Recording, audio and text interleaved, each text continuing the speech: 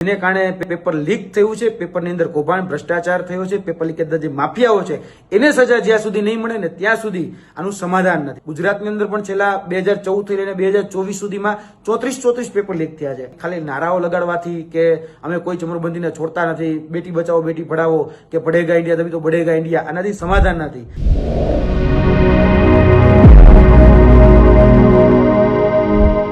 નીટની જે પરીક્ષા રદ થઈ છે એને લઈને યુવરાજસિંહ જાડેજાએ પોતાની પ્રતિક્રિયા આપતા જણાવ્યું કે પેપર લીકના કારણે આ પરીક્ષાને રદ કરવામાં આવી છે. એ નિર્ણય અમે સ્વીકારીએ છીએ, પરંતુ ક્યાં સુધી આપણે આ પેપર લીકના માફિયાઓને છાવરતા રહીશું? આવા સવાલો પણ સરકાર સામે કર્યા છે. નમસ્કાર, તમે જોઈ રહ્યા છો ગુજરાત પ્લસ ન્યૂઝ અને હું છું મમલ. તાઓ સાંભળીએ વધુમાં યુવરાજસિંહ જાડેજા શું કહી રહ્યા છે. નમસ્કાર, જય હિન્દ, જય ભારત. હું યુવરાજસિંહ જાડેજા. સમાચાર મળી રહ્યા છે કે 2026 નીટની જે પરીક્ષા હતી એ પરીક્ષાનું પેપર લીક થવાને કારણે પરીક્ષા રદ કરવાની નોબત આવી છે. નિર્ણય જે પરીક્ષા રદ ન કરવામાં આવ્યો છે એ આવકાર્ય છે, પરંતુ પ્રશ્ન એ છે કે ક્યાં સુધી આપણે પરીક્ષા રદ જ કર્યા રાખશું અને ક્યાં સુધી જે વિદ્યાર્થીઓના ભવિષ્ય સાથે જે ચેડા કરે છે એને છાવર્યા રાખશું.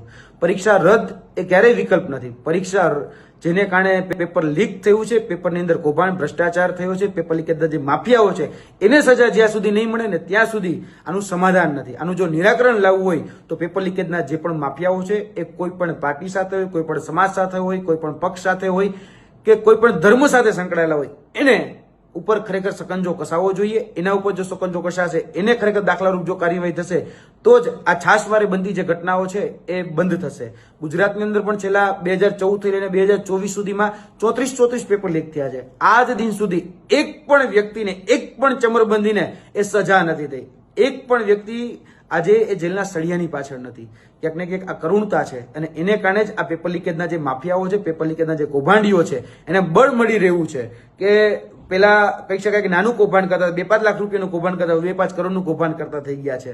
અને આ એનટીએ દ્વારા નીટની એક્ઝામ એ અત્યારે કહી શકાય કે રદ થઈ હોય એવું નથી. ભૂતકાળમાં પણ પેપર લીકેજ થયા છે અને તેની સાથે સાથે કેન્દ્ર સરકારની જે અન્ય એજન્સીઓ દ્વારા જે પરીક્ષા લેવામાં આવતી હોય, સ્ટાફ સિલેક્શનની છે, આઈબીપીએસની છે કે પછી આરઆરબી એટલે કે રેગ્યુલર રિક્રુટમેન્ટ બોર્ડની પરીક્ષાઓ છે, તેની અંદર પણ છાશવારે એ પેપર લીકેજની ઘટનાઓ સામે આવતી થઈ ગઈ છે. ગુજરાતમાં એટલે કે રાજ્યમાં તો બને છે, સાથે સાથે કેન્દ્રમાં પણ બને છે, પરંતુ આનો એકમાત્ર નિરાકરણ અને સમાધાન એ જ છે કે જે પણ ચમરબંધી હોય ખરેખર એને જો સજા કરવામાં આવશે તો જ આનું નિરાકરણ આવશે. બાકી ખાલી નારાઓ લગાડવાથી કે અમે કોઈ ચમરબંધીને છોડતા નથી, બેટી બચાવો બેટી પઢાવો કે बढ़ेगा इंडिया तभी तो बढ़ेगा इंडिया, આનાથી સમાધાન નથી.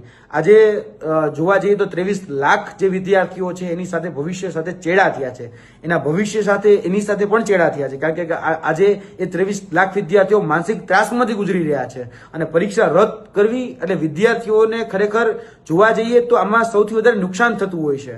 એટલે આ નુકસાનને કારણે વિદ્યાર્થીઓ જે છે એ ક્યાંક ને ક્યાંક માનસિક ત્રાસમાંથી નીકળતા હોય છે. તો એનું સમાધાન લાવવું જરૂરી છે. દરેક વખતે પેપર લીકેજની જે ઘટનાઓ છે અને દરેક વખતે જે પેપર લીકેજના જે માફિયાઓ છે, કૌભાંડીઓ છે, ભ્રષ્ટાચારીઓ છે અને આપણે જે છાવરીએ છીએ એ છાવરોનું બંધ કરી દે. કોઈ પણ પાર્ટી, કોઈ પણ પક્ષ કે કોઈ પણ ધર્મ ના હોય એની ઉપર સખતમાં સખત અને કડકમાં કડક સજાનો જે દાખલો બેસાડીશું તો જ આ જે પેપર લીકેજના જે માફિયાઓ છે, કૌભાંડીઓ છે એને જો ખરેખર આપણે જેલના સળિયાની પાછળ મોકલીશું તો જ આનું સમાધાન છે, તો જ આનું નિરાકરણ છે.